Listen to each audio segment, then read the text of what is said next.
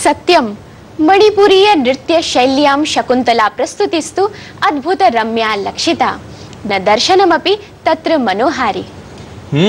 जीवन दर्शनम तद्गतानि एव गहन तत्त्वानि अनुसन्धातुं समर्पित सर्वस्वः श्रीमान् मधुकरनाथः श्री एम इति नाम्ना लोकप्रतिष्ठितः।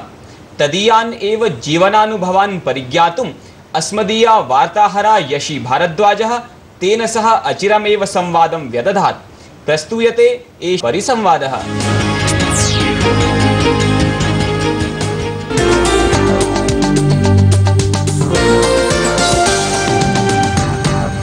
आज हमारे साथ हैं आध्यात्मिक चिंतक, समाज सुधारक व शिक्षाविद श्री एम। नमस्कार सर। डीडी न्यूज़ चैनल की तरफ से मैं आपका हार्दिक स्वागत करती हूँ। धन्यवाद। सर, भगवद गीता और इन दोनों में आपकी समान रूप से विद्वत्ता है। आप हमें बताइए कि आपका इन दोनों की तरफ रुझान कब और कैसे हुआ?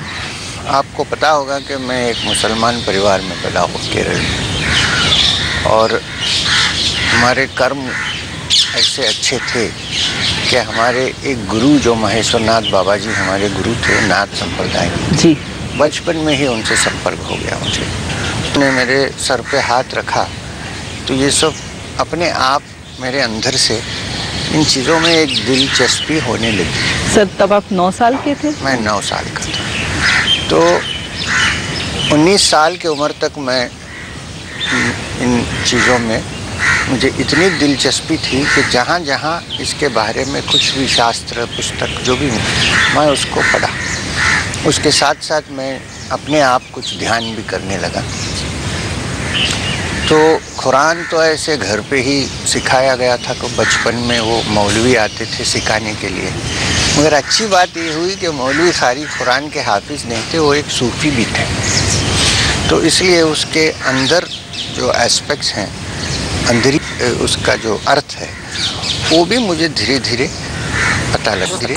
तो उससे 2 चीज़ हुए कि उससे मैं गीता को भी अच्छा अंडरस्टैंड करने लगा, मुझे अच्छे समझ में आने लगी, और गीता जो पढ़ता था इसलिए ये भी ठीक से समझ में आने लगा। सर, कुरान और गीता दोनों ही धार्मिक ग्रंथ हैं, तो स्वाभाविक रूप से दोनों में समानताएं तो होंगी ही। वो क्या क्या समानताएं हैं? गीता में वो 12वां अध्याय है, उसको भगवद गीता में भक्ति योग कहते हैं। उसमें सवाल, मेन सवाल अर्जुन का भगवान कृष्ण के पास ये है कि आप हमें बताइए, आपके हिसाब से सबसे बड़ा भगत या योगी कौन होता है? तो 3 क्वालिटीज उन्होंने बताया ये होना चाहिए। एक है समनियम इंद्रिय ग्रामो, पूरे इंद्रियों को अपने हाथ में जो कंट्रोल करके रख सकता है। मतलब जो भी हिंसा, क्रोध सब होता है ये इंद्रियों के तरफ से ही होता है। इंद्रियों जब ज़्यादा एक्टिव हो जाती हैं ये सब शुरू हो जाता है। ऐसा तो भगवत में और भी एक श्लोक है, क्यों आता है इसका रूट कॉज के बारे में। ध्यायदो विषयान् पुंसः संगस्तेषु पचायते संगत संजायते कामः कामत् क्रोधो विजायते क्रोधात् भवति सम्मोहः सम्मोहात् स्मृति विभ्रमः स्मृतिभ्रंशात् बुद्धिनाशो बुद्धिनाशात् प्रणश्यति। तो मतलब इसका शुरू कब से होता है? काम से। तो कहा कि जो इंद्रियों को, जैसा कि हमें कोई चीज़ चाहिए, हमारा मन उसके तरफ भाग रहा है, उसको काम कहते हैं। क्रोध एक तरह का पागलपन है, थोड़ी देर के लिए हमारी स्मृति सब खत्म हो जाती है। दूसरा क्वालिटी सर्वत्र समबुद्धया स्थित प्रज्ञ, जो अपने मन को कोई भी सिचुएशन में, स्तुति हो या निंदा हो, सुख हो या दुख हो, स्थित रख सकता है, समबुद्धि रख सकता है, उसको मैं सबसे बड़ा योगी, सबसे बड़ा भगत समझता हूँ। ऐसा उन्होंने कहा।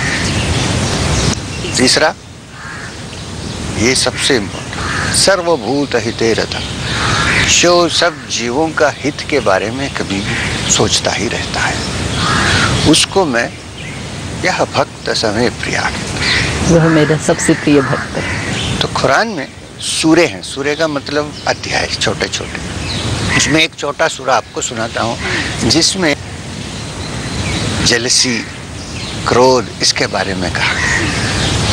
वो शुरू होता है, I bow down to the lord of daybreak, ओ कुल औज़ु बि रब्बिल फलक, जो डे ब्रेक है, डॉन है। जैसा गायत्री हम जप करते हैं तो डॉन में जप करते हैं। तो किसी ने कहा कि सूर्य नमस्कार हमें करना है। मैंने कहा सूर्य नमस्कार करना होना है, कुल औज़ु बि रब्बिल फलक, मैं उस खुदा के सामने सिजदा करता हूँ जो डॉन का लॉर्ड है, उशस का लॉर्ड है। मिन शर्रिन हासदिन इज़ा हसद, जो मेरे ऊपर हसद करता है और मेरे अंदर जो हसद पैदा होता है उससे मुझे बचाया खुदा। अभी मैंने जो गीता में और इसमें आप देख लीजिए कहाँ मिल चुकी है। हर आदमी को ऐसा जीना चाहिए। और लोग ऐसे, किसी ने गलती से समझा दिया कि इस्लाम में कोई वायलेंस ऐसा है। वो एक ज़माने में हुआ था जब युद्ध चल रहा था। गीता में युद्ध भी हुआ। अर्जुन को भगवान ने नहीं कहा कि तुम करके भाग जाओ, उन्होंने कहा तुम सामने खड़ो क्योंकि धर्म का युद्ध करते। अब आप एक्चुअली कैलकुलेट करके देखेंगे तो उनके सारे उम्र में 1.5 दिन प्रॉफेट मोहम्मद ने युद्ध किया है। और जब भी कोई लोग जिहाद की बात करते थे उन्होंने कहा जिहाद अपने नफ्स से लड़ने की नाम है जिहाद।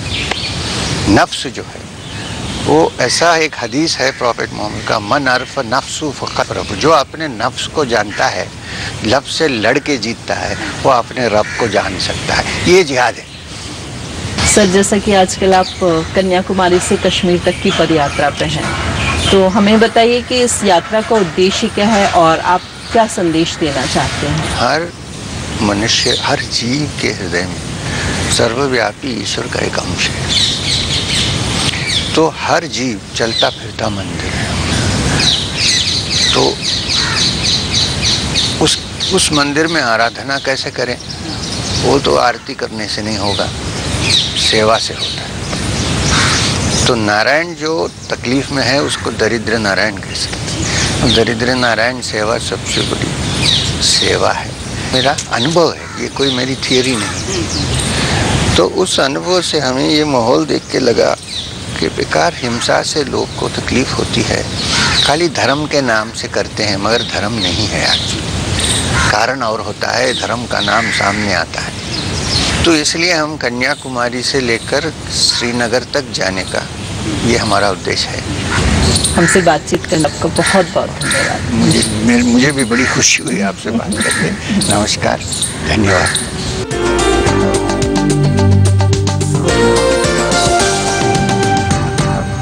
नाना धर्मेषु